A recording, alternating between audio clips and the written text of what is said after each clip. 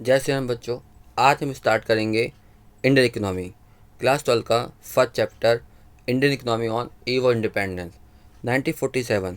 तो हम इस चैप्टर में देखेंगे कि 1947 में हमारी इंडियन इकोनॉमी कैसी थी। ठीक है, तो सबसे पहले हम जो टॉपिक पढ़ेंगे वो पढ़ेंगे कॉलोनियल रूल। ठीक है, तो कॉलोनी का मतलब होता है जिसमें दो कंट्री होती है, एक होती है रूलर और दूसरी कंट्री होती है कॉलोनी। ठीक है, जो रूलर कंट्री होती है वो कॉलोनी कंट्री के लिए इकोनॉमी पॉलिसी को डिटरमाइन करती है। जैसे हमारे केस में रूलर जो थे ब्रिटिशर थे और कॉलोनी जो थी वो इंडिया थी। तो ब्रिटिशर जो थे इंडिया की इकोनॉमी के लिए इकोनॉमी पॉलिसी को डिटरमाइन करते थे, बट वो बनाते इंडिया के लिए थे, लेकिन उसका यूज जो थे वो अपनी इकोनॉमी के लिए कर रहे थे।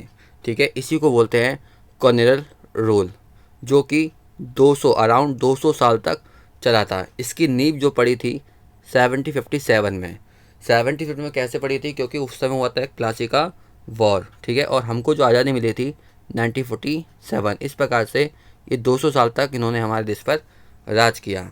ठीक है, और जो ये लोग हमारे इंडियन इकोनॉमी के लिए इकोनॉमी पॉलिसी बनाते थे, उसके थ्रू हमारी इकोनॉमी को उन्होंने क्या कर दिया? एक्सप्लोट कर दिया, बहुत ज़्यादा शोषण करा। अगर हम हिस्ट्री की बात करें तो इनसे पहले जो थे वो थे मुग़ल। ठीक है, मुग़ल शासन चल रहा था। मुग़ल में सबसे पहले जो आए थे वो थे बाबर, हुमायूं, अकबर, जहांगीर, शाहजहाँ, औरंगजेब और बहादुर सफ़र। लास्ट जो थे बहादुर सफ़र थे। इन्होंने 600 साल तक, मुग़लों ने 600 साल तक रूल किया था। ठीक है, और अगर बात करें हमारी उस टाइम पे 1947 के टाइम पे हमारी इस इकोनॉमी के बारे में, तो इकोनॉमी जो थी वो स्टैग्नेंट इकोनॉमी थी। स्टैग्नेंट इकोनॉमी का मतलब होता है इकोनॉमी रुकी हुई या फिर थमी हुई, या अपने डेवलपमेंट पार्ट से बहुत स्लो चल रही है, मतलब अभी उसमें डेवलप होना बहुत ज़्यादा बाकी है, मतलब ना के बराबर थी उस टाइम हमारी इकोनॉमी। तो कैसी इकोनॉमी थी? स्टैग्नेंट इकोनॉमी थी उस टाइम पे हमारी। ठीक है, अब हम बात करते हैं कि जब ब्रिटिशर नहीं आए थे, जब ब्रिटिशर नहीं आए थे तो हमारी इकोनॉमी कैसी थी। ठीक है, feature of Indian economy before colon rule. ठीक है, यानी कि कॉलोन रूल से पहले हमारी इंडियन इकोनॉमी कैसी थी। ठीक है, तो उस टाइम पे जो भी लोग एम्प्लॉयमेंट में लगे थे, है ना, उसका 85% लोग जो थे एग्रीकल्चर में लगे हुए थे, डायरेक्टली और इनडायरेक्टली। मतलब मेन सोर्स जो था वो एग्रीकल्चर ही था एम्प्लॉयमेंट का। ठीक है, दूसरी फीचर यहाँ पे थी कि जो फार्मर्स थे उस टाइप पर जो क्रॉप्स वो प्रोड्यूस करते थे, वो केवल और केवल अपने यूज़ के लिए या फिर जो उनके विलेज में रहने वाले जो आर्टिसन थे उनको सप्लाई करने के लिए मैन्युफैक्चर करते थे। कहने का मतलब है वो यहाँ पे कमर्शियल फार्मिंग नहीं करते थे, केवल अपनी डोमेस्टिक कंजप्शन के लिए फार्मिंग करते थे। ठीक है, और अगर और बात करें थर्ड इसकी फीचर की बात करें, तो इंडिया की जो इकोनॉमी थी वो दूसरी कंट्री के साथ ट्रेड भी करती थी। इसमें मेनली था एशिया और यूरोप, यानी कि हम लोग एशिया से और यूरोप से एक्सपोर्ट इंपोर्ट करते थे। ठीक है, और उस टाइम पे हमारा जो हैंडीक्राफ्ट इंडस्ट्री थी वो वर्ल्ड फेमस थी। कैसी थी? वर्ल्ड फेमस, सबसे अच्छी हमारी हैंडीक्राफ्ट इंडस्ट्री को माना जाता था।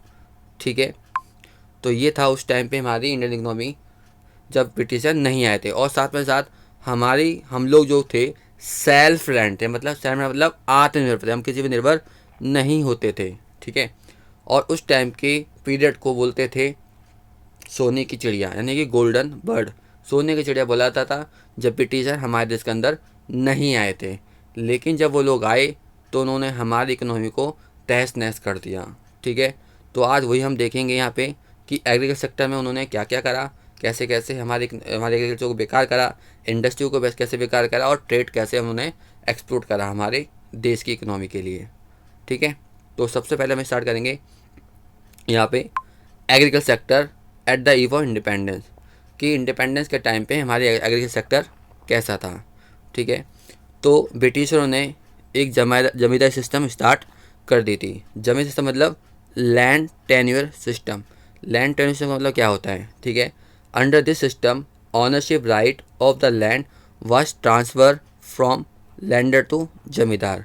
ठीक है, इस सिस्टम के अकॉर्डिंग क्या होता है कि जो ऑनरशिप का राइट था वो ट्रांसफ़र कर दिया गया था फार्मर से जमींदार के पास। किसने? ब्रिटिशरों ने। ठीक है। और जमींदार कौन थे? जमींदार were the nominal head of land. एक नाम मात्र के लिए उनको क्या बना देता गया था? नॉमिनल हेड बना दिया गया था उस लैंड का। ठीक है। उसमें उनका काम क्या था? Who collect the revenue from the farmer. उनका काम था कि लगान की फॉर्म में यानी टैक्स को कलेक्ट करना और वो टैक्स डिपॉजिट कर देना गवर्नमेंट, कॉलोनियल गवर्नमेंट यानी ब्रिटिश गवर्नमेंट को डिपॉजिट कर देना। ये किसका काम था? ये काम था जमींदार का। ठीक है। मतलब फार्मर से पैसा लेना, टैक्स की फॉर्म में। ठीक है। और ये टैक्स की रेट भी कौन डिसाइड करता? ब्रिटिश डिसाइड करते। तो जमींदार का यहाँ पे सिर्फ ये काम था कि उनसे लगान की फॉर्म में पैसा लेना और कॉलोनियल गवर्नमेंट को यानी ब्रिटिश गवर्नमेंट को डिपॉजिट कर देना। ठीक है। दूसरा यहाँ पे फीचर थी हमारी यहाँ पे कमर्शलाइजेशन ऑफ एग्रीकल्चर। तो जब ब्रिटिशर नहीं आए थे तब हम कमर्शलाइज फार्मिंग बिल्कुल भी नहीं करते थे, लेकिन जब ब्रिटिशर आए तो उन्होंने एग्रीकल्चर को कमर्शलाइज बना दिया और उन्होंने कहा कि तुमको ज़्यादा से ज़्यादा कैश क्रॉप को प्रोडक्ट करना है। कैश क्रॉप को क्यों प्रोडक्ट करना है, ज़्यादा प्रोडक्शन क्यों करना है? क्योंकि उनको चाहिए था रॉ मटेरियल अपनी ब्रिटिश इंडस्ट्री के लिए। कैश क्रॉप का मतलब जैसे कॉटन, जूट, इंडिगो, ताकि वो लोग अपनी ब्रिटिश इंडस्ट्री के लिए रॉ मटेरियल को ले सकें। तो उन्होंने कहा कि फूड क्रॉप्स की जगह पे आप जो है कैश क्रॉप को ज़्यादा प्रोड्यूस करो। अगर आप ज़्यादा प्रोड्यूस करोगे तो हम आपको ज़्यादा प्राइस देंगे। बेसिकली उनको फोर्स किया गया था कि ज़्यादा से ज़्यादा वो कम मसला एग्रीकल्चर करे, यानी कैश क्रॉप को ज़्यादा से ज़्यादा प्रोडक्ट करे ताकि वो अपनी देश की इंडस्ट्री के लिए यहाँ से रॉ मटेरियल ले जा सके। ठीक है। थर्ड, उस टाइम पे जो जो लेवल था हमारा प्रोडक्टिविटी का वो था वेरी वेरी लो। क्यों? उसके 3 रीज़न थे। लैक ऑफ इरिगेशन फैसिलिटी, तो उस समय पानी के साधन बिल्कुल भी नहीं हुआ करते थे। हम जो सिर्फ निर्भर रहते थे इंद्र देवता पर। अगर वो बारिश करते थे तो फसल अच्छी होती थी, बारिश नहीं करते तो फसल अच्छी नहीं होती थी। दूसरा, लो लेवल ऑफ टेक्नोलॉजी। तो उस टाइम पे हमारे पास कोई टेक्नोलॉजी भी नहीं थी जिससे कि हम प्रोडक्शन अच्छे से कर सकें। ठीक है। और उस टाइम पे ना हमारे पास कोई फर्टिलाइज़र था जिससे कि हम अच्छे से प्रोडक्शन करें। तो ये रीज़न थे लो लेवल ऑफ प्रोडक्टिविटी के। ठीक है। 1947 अगर बात करें तो हमारे प्राइम सेक्टर में यानी एग्री सेक्टर में 72% लोग काम कर रहे थे, सेकंड सेक्टर में 10% और सभी सेक्टर में 80% लोग काम कर रहे थे। ठीक है। और उस टाइम पे हाई डिग्री ऑफ अनसर्टिनिटी थी। मतलब क्या? कि उस टाइम पे कॉलोनियल पीरियड के टाइम पे कि ये जो इरिगेशन का सोर्स था वो बिल्कुल ना के बराबर था। हम बिल्कुल डिपेंड करते थे इंद्र देवता पर कि अगर वो लोग बारिश भगवान पर वो जो देवता है बारिश करेंगे तो आउटपुट अच्छा होगा, हमारी जो प्रोडक्शन है वो अच्छा होगा। अदरवाइज कोई भी यहाँ पे अनुमान नहीं लगा सकता, यानी कि कैसी थी? अनसर्टिनिटी थी। ठीक है। अब बात करते हैं हम इंडस सेक्टर उस टाइम पे कैसा था। जब ब्रिटिश हमारे देश के अंदर थे तब हमारा इंडस सेक्टर कैसा था। ठीक है। तो हम जानते हैं कि जब ब्रिटिशर नहीं आए थे तो हमारा हैंडीक्राफ्ट इंडस्ट्री वर्ल्ड फेमस था, लेकिन जब वो लोग आए, ब्रिटिशर आए, तो हमारी हैंडीक्राफ्ट इंडस्ट्री को उन्होंने क्या कर दिया? तबाह कर दिया, एकदम बेकार कर दिया। कैसे? देखते हैं। Decline of handicraft industry. ठीक है। कैसे डिक्लाइन करी?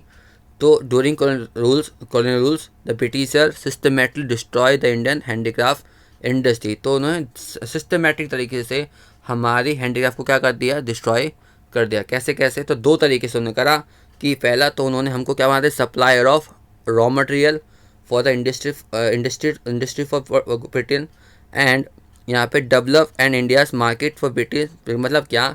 मैन्युफैक्चर। मतलब क्या?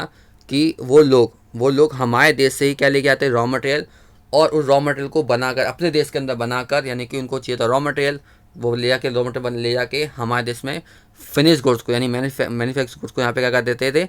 बेच देते थे। मतलब हमारा सामान हम ही को चिप देते थे। अगर 10 रुपये का सामान लेके जा रहे हैं तो 20 रुपये का सामान हमारे देश में क्या कर देते थे?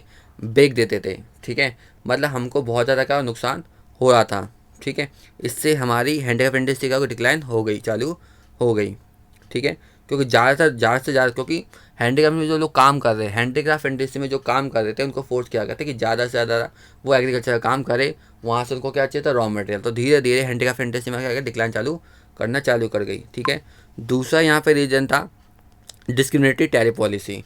तो ब्रिटिशरों ने डिस्क्रिमिनेटरी टैरिफ पॉलिसी का यूज़ किया। मतलब क्या डिस्क्रिमिनेटरी टैरिफ पॉलिसी का मतलब क्या कि जब ब्रिटिशर हमारे देश से रॉ मटेरियल लेकर जाते थे तो उस पर कोई टैक्स वो लोग नहीं लगाते थे। दूसरा, रॉ मटेरियल ले जाकर अपने देश के अंदर उसको मैन्युफैक्चर करके हमारे देश में क्या कर देते थे, फिनिश गुड्स को बेच देते थे और उस पर भी कोई टैक्स नहीं लगाते थे। लेकिन जब हमारा सामान जाता था, यानी कि हमारी हैंडीक्राफ्ट इंडस्ट्री से सामान बनकर बाहर के देश में बिकने के लिए जाता था, नहीं एक्सपोर्ट हम जब करते थे तो वो लोग एक्सपोर्ट पे टैक्स लगा देते थे, जिससे हमारी हैंडीक्राफ्ट के जो प्रोडक्ट थे वो बहुत ज़्यादा क्या होते थे, उनकी प्राइस बहुत ज़्यादा बढ़ जाती थी, जिससे कि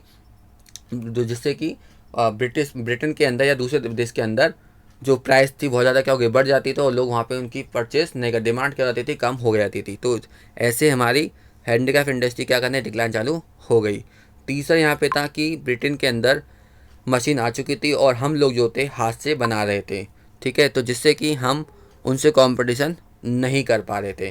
तो सी बात है, क्योंकि जब मशीन से सामान बनता है तो एक तो लार्ज क्वांटिटी बनता है। ठीक है, और जब चीज़ लार्ज क्वांटिटी बनती है तो उस पर आने वाली पर यूनिट कॉस्ट भी क्या हो जाती थी, कम हो जाती है। दूसरा, अगर बात करें इंडिया के अंदर जो चीज़ बनती थी वो हाथ से बनती थी, तो एक तो लिमिटेड बनती थी और उसकी प्राइस भी क्या होती थी, ज़्यादा होती थी।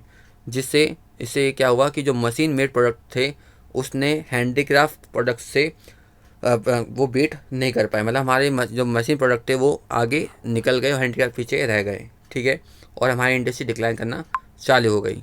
नेक्स्ट और भी हमारे पे पॉइंट्स है जो उससे हमारे क्या हुआ, हमारे हैंडीक्राफ्ट इंडस्ट्री डिक्लाइन होना चालू हो गई। जिसमें हमारा था point lack of capital goods industry. मतलब क्या कि हमारे देश के अंदर कैपिटल गुड्स की इंडस्ट्री नहीं थी। कैपिटल गुड्स मतलब जिससे सामान को बनाया जाता है। सामान किससे बनाया जाता है, मशीनों से। यानी कि हमारे देश के अंदर मशीन नहीं थी जिससे कि सामान बनाया जा सके।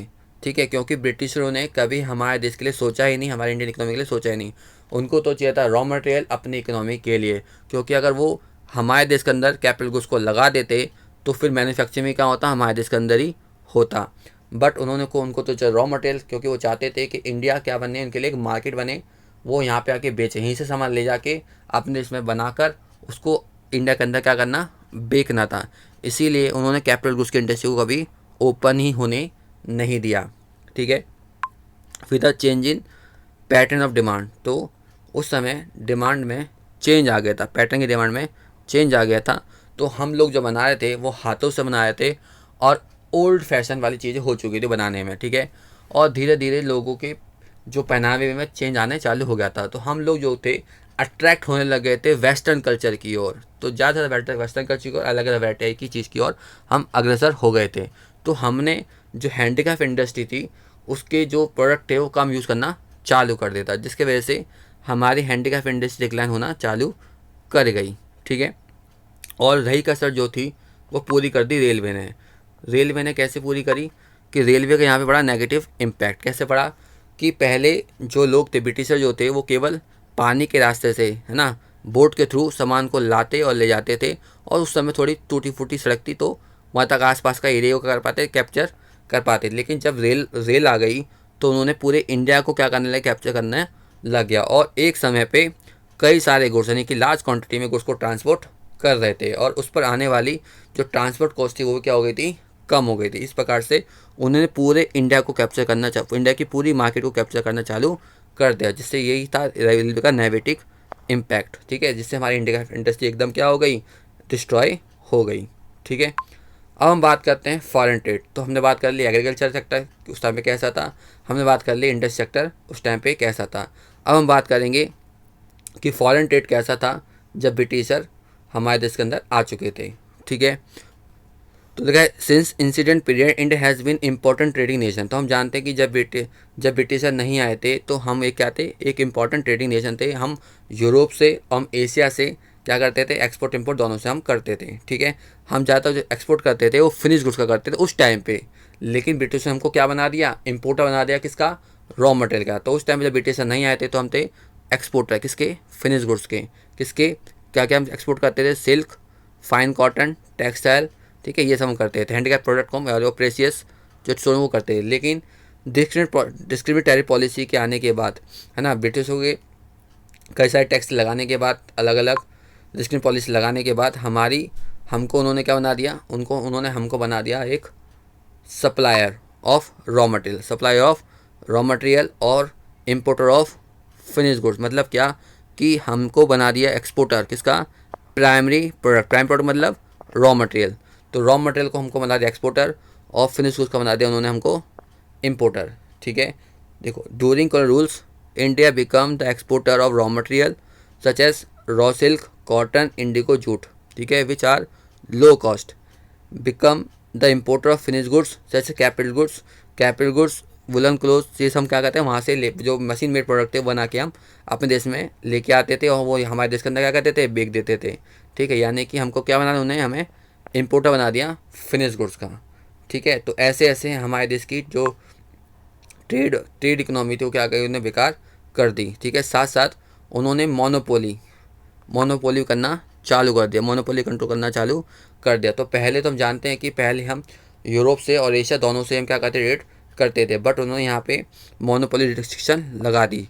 तो उन्होंने बोला क्या कि उन्होंने रिस्ट्रिक्शन क्या लगाई कि आप यानी कि इंडिया जो है केवल और केवल ब्रिटेन से ही क्या करेगा, ट्रेड करेगा मोर देन 50%। ठीक है, बाकी जो है हम चाइना से ही थोड़ा बहुत, श्रीलंका थोड़ा बहुत और ईरान थोड़ा बहुत हम कर सकते हैं, लेकिन मोर देन 50% हमें किससे करना होगा, ब्रिटेन से। और हम जानते हैं कि ब्रिटेन से करने का मतलब है कि सारी की सारी पॉलिसी कौन बना रहा है, ब्रिटेन बनाना है, तो वो उसी बात है, यूज़ किसके लिए करेगा, अपनी इकोनॉमी के लिए करेगा।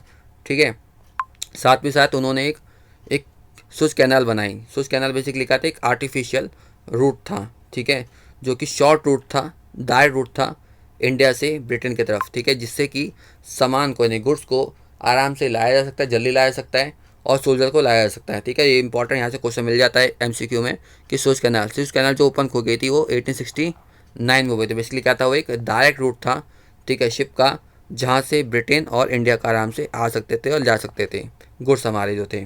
ठीक है, और साथ साथ उन्होंने क्या लगा दिया, टैरिफ लगा दिया, जो मैंने बताया अभी, जैसे उन्हें क्या लगा देता, टैरिफ मतलब टैक्स, कि हमारी हैंडीक्राफ्ट प्रोडक्ट पर तो उन्हें क्या लगाया था, बहुत ज़्यादा एक्सपोर्ट पर टैक्स लगा, जिससे कि हमारी प्राइजेस ब्रिटेन के अंदर क्या हो गई थी, बढ़ गई थी। और उसी बात है, जब मार्केट में हमारी प्राइस क्या हो गई थी, बढ़ गई थी, तो कोई इसकी डिमांड, मतलब उसकी डिमांड क्या हो गई थी, बहुत ज़्यादा कम हो चुकी। जबकि जब वो लोग बना के लेके आते थे हमारे देश के अंदर, तो उन्होंने कोई भी उस पर वो टैक्स नहीं लगाते, जिससे उनकी प्राइस क्या हो गई थी, कम, और हमारी प्राइस क्या हो गई थी, ज़्यादा। ठीक है, इस प्रकार से वो डिस्ट्रॉय कर देते हैं हमारी इकोनॉमी को धीरे धीरे करके।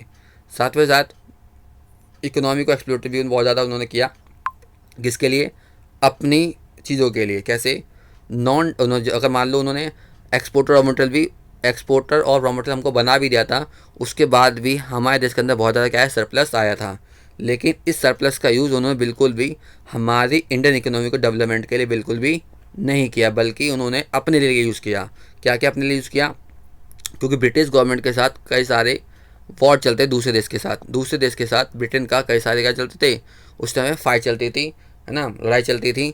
तो उस वॉर के लिए उन्होंने सारा पैसा यहाँ पे खर्च कर दिया। दूसरा, अगर उनको कोई कहीं दूसरे देश में कॉलोनी गवर्नमेंट भी लगानी थी, तो उसके लिए पैसा इसलिए वो लेते थे, यूज़ करते थे, और जो सर्विसेज दी उनके लिए भी वो लोग यहीं से पैसा लेते थे। मतलब क्या, केवल और केवल उन्होंने अपने यूज़ के लिए उन पैसे का यूज़ किया, हमारी इंडियन इकोनॉमी की डेवलपमेंट के बिल्कुल ज़रा सा भी उन्होंने यूज़ नहीं किया।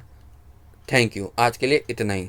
अगर आपको ये वीडियो अच्छी लग रही है तो प्लीज़ सब्सक्राइब कीजिए, लाइक कीजिए एंड शेयर कीजिए, और अगर कोई दिक्कत आ रही है तो कमेंट में बताइए क्या दिक्कत आई है।